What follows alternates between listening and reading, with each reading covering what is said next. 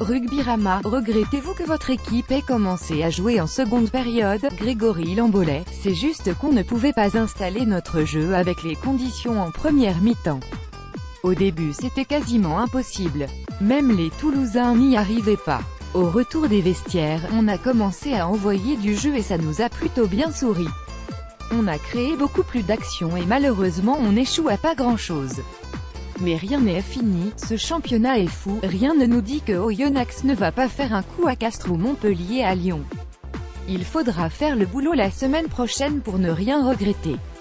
La non-qualification serait un échec pour La Rochelle, GL.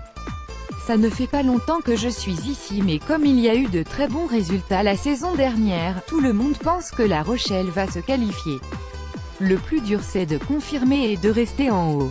On a eu un petit passage à vide à un certain moment avec la défaite de Castres qui nous a fait mal. Mais nous n'avons pas plus de défaites à domicile que Toulouse par exemple. C'est des bonus égarés par-ci, par-là qui nous manquent.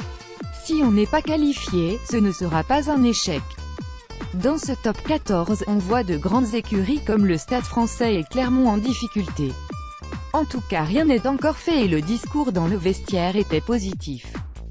Quel était ton ressenti au moment de refouler cette pelouse? GL, j'appréhendais un peu. L'année dernière était très difficile pour moi avec ma convalescence mais cela m'a donné une motivation supplémentaire pour revenir. Je remercie le club de La Rochelle car j'ai pu jouer contre mes amis et refouler cette pelouse. J'ai eu pas mal d'émotions pendant les 5 premières minutes mais après je me suis concentré sur la rencontre. C'était peut-être le dernier match de Florian Fritz à Ernest Wallon. Qu'est-ce que tu retiens de ces années passées à ses côtés? GL, Florian est un ami.